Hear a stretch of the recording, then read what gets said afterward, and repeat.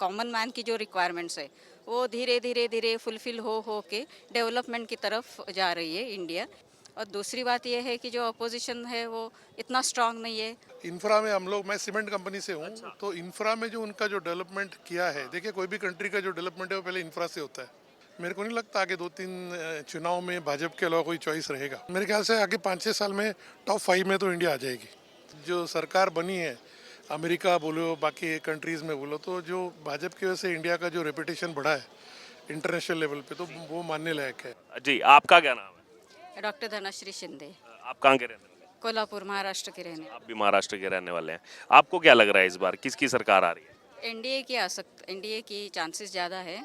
अभी तक पिछले 5 सालों में बहुत कुछ डेवलपमेंट्स चीज़ें देखने को मिली है जो सोसाइटी को या लोकल लोगों को बहुत अच्छी लग रही है, फैक्चुअल है वो। और दूसरी बात यह है कि जो अपोजिशन है वो इतना स्ट्रांग नहीं है और डेवलपमेंट की तरफ थोड़ा उनका ये चल रहा है। एक्चुअली जो लोकल लोगों की, कॉमन मैन की जो रिक्वायरमेंट्स है वो धीरे धीरे धीरे फुलफिल हो के डेवलपमेंट की तरफ जा रही है इंडिया। इसलिए चांसेस ज़्यादा उनकी तरफ ही हो रहा है।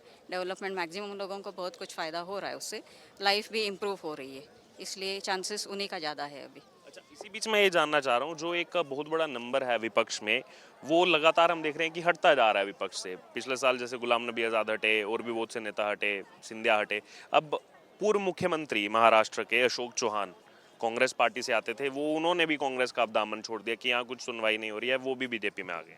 हाँ, ये तो थोड़ा चेंज होता रहेगा। एक्चुअली फैक्ट्स अलग बात है और इंडिविजुअल रिलेशनशिप वगैरह सब ये ओवरऑल मैटर्स। ऐसे बोल नहीं सकते कि ऐसे आगे क्या हो सकता है इस तरह से। अच्छा, और उसके अलावा लास्ट में मैं जानना चाह रहा हूँ कि अभी वहाँ पर जो अटल सेतु का एक निर्माण हुआ है मुंबई के अंदर, तो उसमें हम देख रहे हैं कि वो लगातार बहुत से वीडियोस वायरल हो रहे हैं सोशल मीडिया पर, जो है यहाँ पर दिखा करके ये देखिए ये मतलब इंडिया है, और ऐसे पूरा लुक आ रहा है कि जैसे बाहर की विदेशी कंट्री जैसा लुक आ रहा है, और लोगों का समय भी बच रहा है 2 घंटे का। तो उस पर आपका क्या कहना है? वहाँ पर क्या कह रहे हैं लोग, महाराष्ट्र के लोगों का इस पर क्या कहना महाराष्ट्र लोगों की दो इच्छाएं हैं। एक तो पोल्यूशन ज़्यादा नहीं होना चाहिए, लेकिन फिर भी पोल्यूशन कम होते हुए डेवलपमेंट भी चाहिए। क्योंकि जो एनवायरनमेंट की जो चीज़ें हैं वो कोंकण के एरिया में ज़्यादातर देखी जाती है, स्ट्रिक्टली फॉलो की जाती है, पोल्यूशन ना हो इस तरह से। तो ये भी जो चल रहा है सेतु का वगैरह, वो एनवायरनमेंट को ध्यान में रखते हुए किया जा रहा है, तो डेवलपमेंट हो रही है इस तरह से। तो है? मापदंडों को देखते हुए भी कि पर्यावरण को ज़्यादा नुकसान ना हो, पर्यावरण, बायोडाइवर्सिटी सब, मतलब चीज़ें, पोल्यूशन भी ना हो, लेकिन फिर भी डेवलपमेंट की तरफ इंडिया जा रही है। हो। धन्यवाद मैम। सर, क्या नाम हुआ आपका? अशोक के कहाँ के रहने वाले हैं? पूना। पुणे, महाराष्ट्र के रहने वाले हैं। क्या माहौल लग रहा है सर इस बार चुनाव का? अभी किसकी सरकार लग रहा है आपको? यहाँ मेरे को कोई इंटरेस्ट नहीं है, भाजपा ही आएगा। बीजेपी। क्या कारण लगता है इसके पीछे, क्यों? उनके जो इतने सालों में जो उन्होंने डेवलपमेंट किया है और ओवरऑल जो इंडिया का पूरा रूप रंग बदल दिया है, उसके हिसाब से तो लग रहा है। और दूसरा जो उनकी रणनीति है जो पॉलिटिक्स में, पार्टियों को पूरा तोड़ के तो बन रहे हर जगह पे सरकार। जैसे हमारे महाराष्ट्र में एनसीपी को तोड़ दिया, भाजपा सरकार आ नहीं रही थी तो उन्होंने एनसीपी को तोड़ के उनके अजीत दादा पवार को लेके सरकार बना ली। नहीं, सरकार तो पहले से थी वो, और ज्यादा। थी सरकार, मतलब मेजोरिटी आ गई, कमजोर कर दिया उन्होंने दूसरे। अभी अभी ये न्यूज आ रही है वहां से कि हो सकता है जो शरद पवार का जो फैक्शन है वो कांग्रेस से पहले अलग होकर बने थे, फिर से कांग्रेस में विलय कर सकते। अभी वो लोग मजबूत नहीं रह पाएंगे, क्योंकि एक तो उनका एज फैक्टर, शरद पवार का, he is I think 89।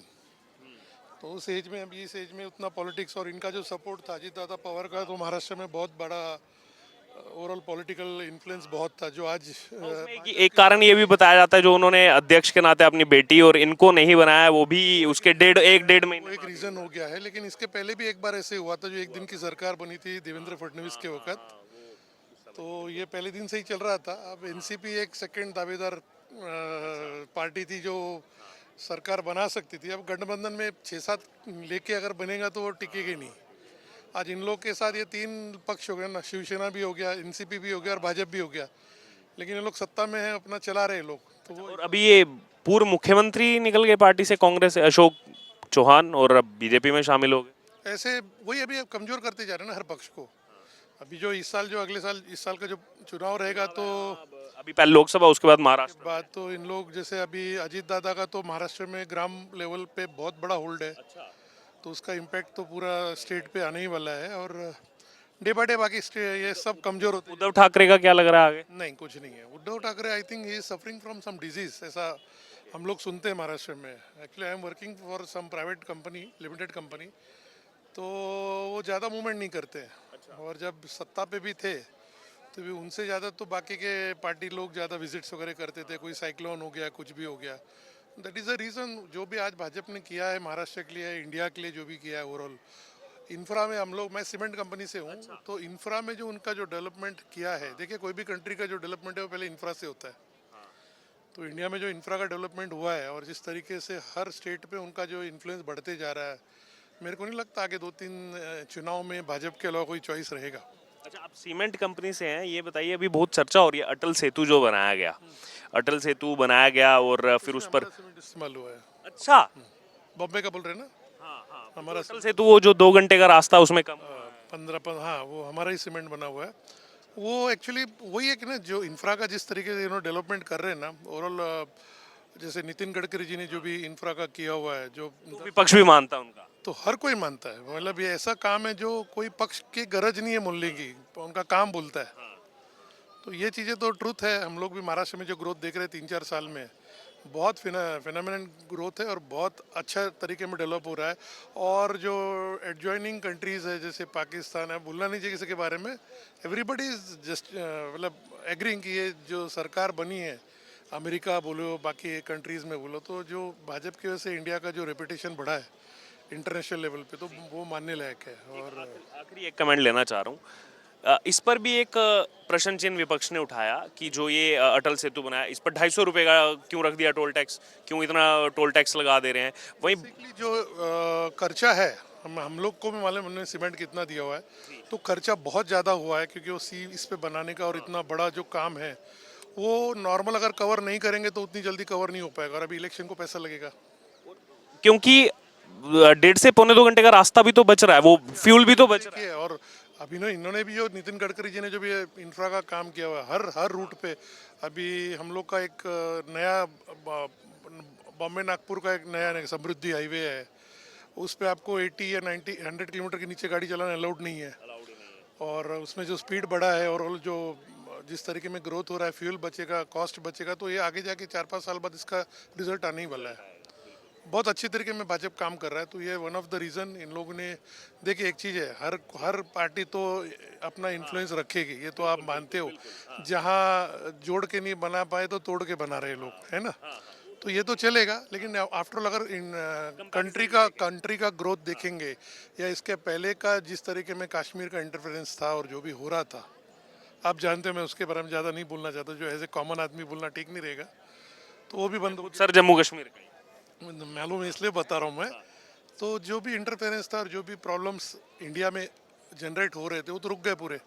Double citizen में जो भी इश्यूज हो रहे थे, या पाकिस्तान जो स्ट्रांग था, चाइना से सपोर्ट मिल रहा था, फंड्स तो यहीं से जा रहे थे, वो सब रुक गया।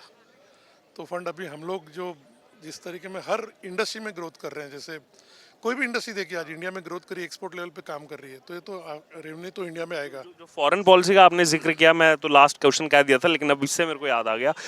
अभी एक बहुत बड़ा मुद्दा उठा था कि 8 भारतीय नौसैनिक वो कतर में है, उनको डेथ इम्प्रिजनमेंट दी गई है जासूसी के आरोप में। और उसके बाद पीएम मोदी मिलते हैं जा करके, जो उनके चीफ हैं उनसे हालचाल जानते हैं, उनका सब बात होती है, और वो हालचाल जानने के 3.5 हफ्ते बाद उनका डेथ इम्प्रिजनमेंट लाइफ इम्प्रिजनमेंट में बदल जाता है, और अब उनको वहाँ से छोड़ भी दिया गया, और वो भारत आ गए हैं। और भारत आके उन्होंने सबसे पहला स्टेटमेंट यही दिया कि पीएम मोदी ने जो इंटरवेंशन किया, उसी वजह से जहां हमको एक तरफ फांसी होनी थी, हम सकुशल भारत लौट आए। इंटरवेंशन है, लेकिन इन्फ्लुएंशियल ये है, इंटरवेंशन है। रीज़न है कि जो आज भारत के पास सत्ता है या जो पावर है, ये हर कंट्री मान रहा है आज। जो अमेरिका वाले इंडियंस को एक बहुत हल्के इसमें लिया करते थे, वो आज नहीं है। वो खुद वहाँ के लोग इंडिया को, मोदी साहब जब जाते हैं वहाँ पे, जो उनका पूरा सत्कार होता है, या जो भी उनका जो इमेज है, या हर कंट्री में इमेज है, मेरे ख्याल से आगे 5-6 साल में टॉप 5 में तो इंडिया आ जाएगी। और बाकी कंट्री साइड में जो उनकी भी फाइनेंशियल सिचुएशन आप जानते हो, ये क्या है ढंग से उनको भी है। इमरान खान जी को भी मेरे ख्याल से डेथ इम्प्रिजमेंट का कुछ परसों मैंने पेपर में पढ़ा था। तो ये डिस्टर्बेंसेस इंडिया में नहीं है।